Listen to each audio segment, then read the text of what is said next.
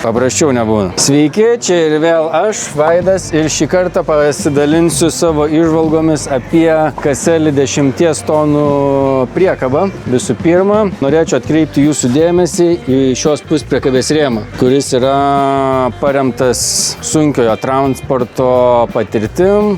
Tai yra aukštas H formos rėmas. Jis yra dar sutvirtintas gale X, kad jeigu verčiant netyčia nepasisuktų ar dar kažką. Metalas visam šitam dalykui yra naudojamas ST52. Kas liečia patį kuzavą, tai yra 2 aukštų bortai. Jau standartinėje komplektacijoje jie yra sandarinti guma. Galiu parodyti. Tai jau va, turime gumą.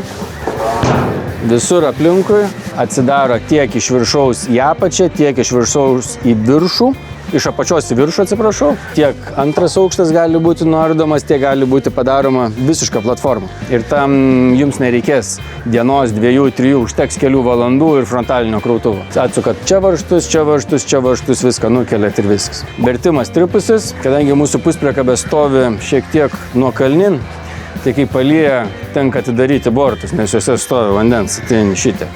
Matom, kiek per naktį prilyja, visai kaip ūkininkai daro testus savo laukuose. Padangos. Tik tais naujos, populiariausios yra fūrinių išmatavimų, tai yra 385, 65 ar 202,5. Toliau oriniai stabdžiai, arba galima rinktis hidraulinius, rankų plovimo bakelis, daiktadėžė, išvadai kitai priekabai, gale, atsarginis ratas, papildomas dalykas, tentas. Galima aišku rinktis opciją be tento, bet gyvenant mūsų Lietuvoje, be tento turbūt yra ganėtinai sudėtinga, nebent planuoja atvežti negrūdus. Visi pajungimai, šlangos, viską jūs gausite kartu su puspriekabe, taip pat ir iš mūsų mažą dovanėlę. Toliau, kiekvienas bortas atsidaro atskirai, tai yra priekinis atsidaro atskirai, galinis atsidaro atskirai, nes jūs esate vienas, nuvežėte grūdus ir jums reikia užsidaryti vienam.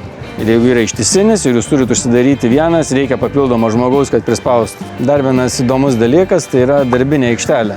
Kadangi prieš tai pasakoju apie priekabą, šalia stovi puspriekabė, bet jos ten susuktas priekinis tiltas, tai negalėjau užlipti ant darbinės aikštelės, parodysiu, ant kiek paprastai mes ant jos užlipom.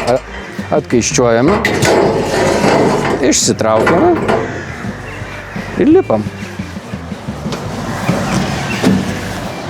Paprasčiau nebūna. Tiek jaunam, tiek vyresniam. Arba kai buvo pas mus atėjusi viena klientė moteris, sako, aš aukštai kojų nekelsiu. Jokių problemų. Caselli puspriekabių vienas iš tokių įdomių sprendimų yra galinio bamperio konstrukcija, kuri jums važiuojant iš lauko ar įkritusi kažkokią duobę atsilenkia, kad jūs jos nenuplėštumėt ir grįžus namo su svarke nereiktų ilgai virinti. Aš jums parodysiu, kaip jinai atsilenkia. Va, jeigu tik tais užkliuvat, jinai atsilenkia, išlipot, atlenkėt ir grįžus namo jau galite eit atsigerti kažkokį gėrimą, o ne garaže virint galinį bamperį.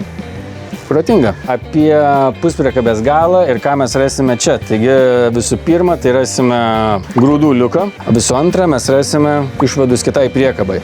Oro pajungimą, hidrauliką, elektrą, kablį. Tiesa, jeigu yra poreikis, galime sumontuoti ir automatinį kablį. Taip pat galime sumontuoti, kaip esu jau minėjęs, ir iškrovimo sraigę, kuri gali būti tiek mažesnio diametro, tiek didesnio, priklausomai nuo jūsų turimos sėjamosios